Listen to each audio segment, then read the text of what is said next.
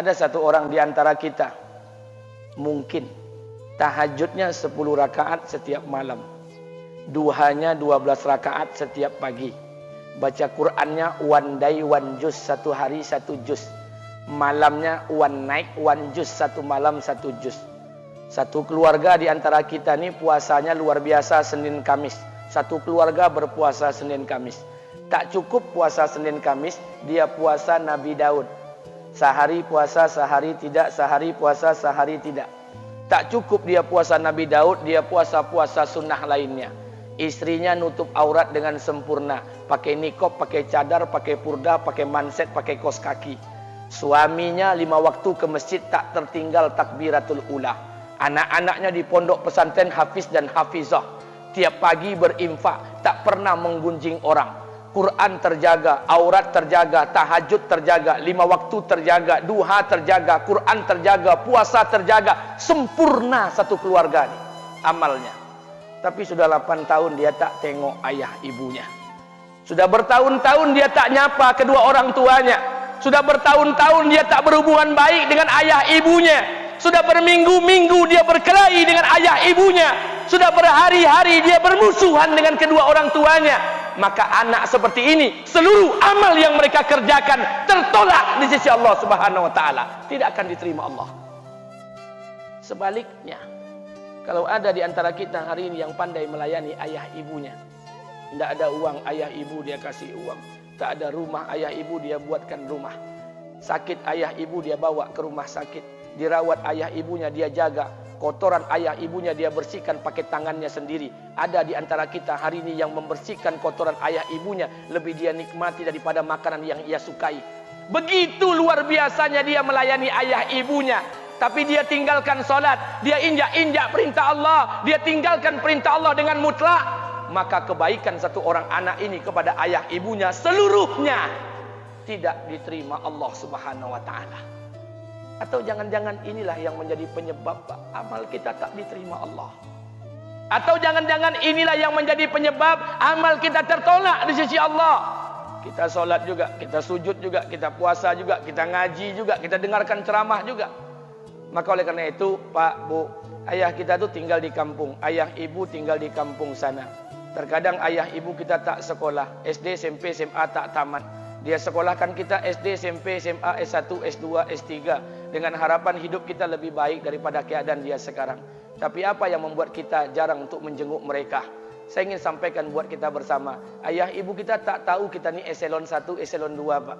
Ayah ibu kita tak tahu pangkat PNS kita 3A, 3B, 3C, 3D, 4A, 4B, 4C, 4D. Ayah ibu kita tak tahu kita ni public figure. Ayah ibu kita tak tahu dan tak mau tahu. Yang dia tahu kita ni anaknya. Ayah ibu kita tak tahu kita punya sawit berapa. Ayah ibu kita tak butuh mobil kita. Dia tak butuh rumah kita. Tapi yang dia butuhkan kita.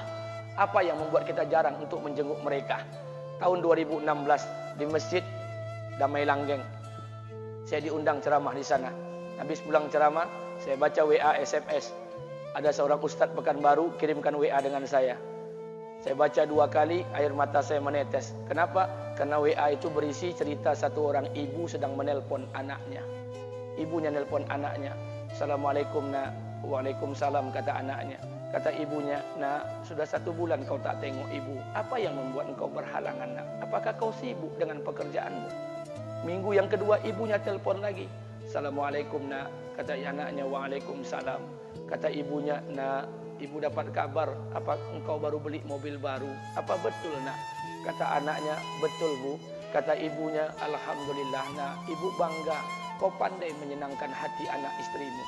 Minggu yang ketiga ibunya telpon lagi. Assalamualaikum nak. Kata anaknya, waalaikumsalam. Kata ibunya, nak, ibu dapat kabar bahwa engkau baru beli rumah baru. Apa betul nak?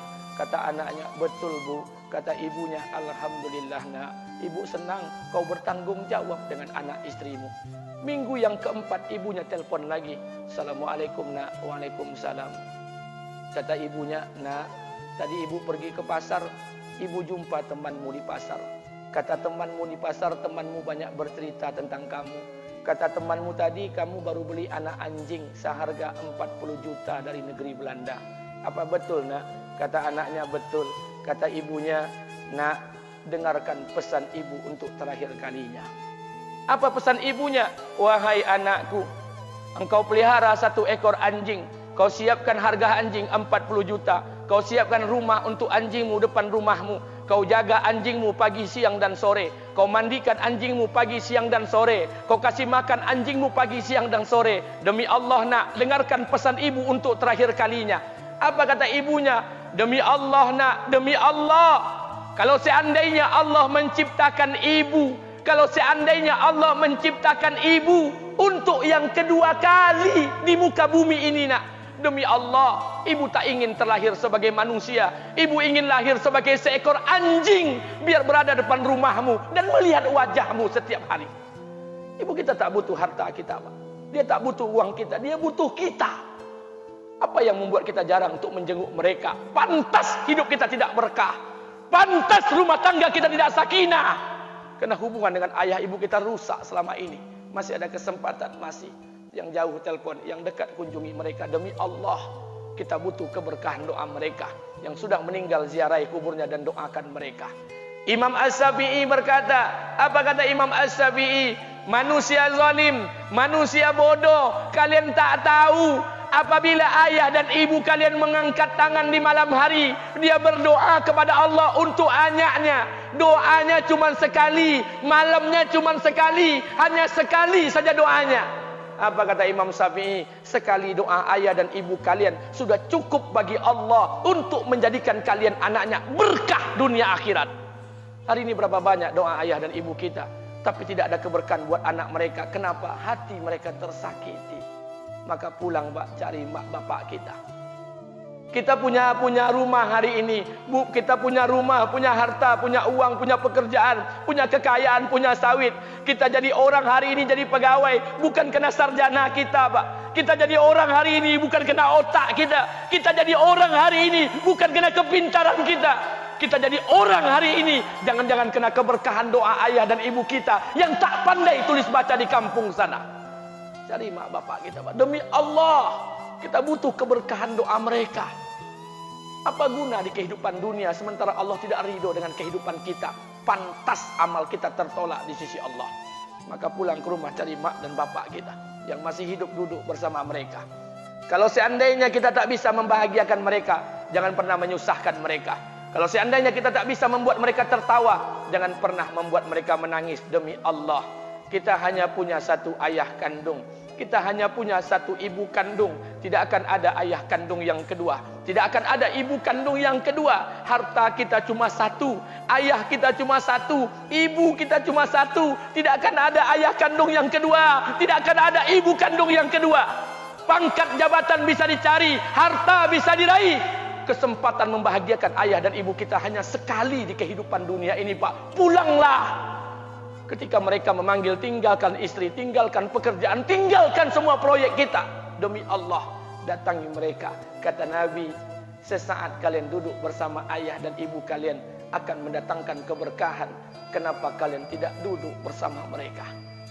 Jangan-jangan inilah yang menjadi penyebab amal-amal kita tertolak di sisi Allah.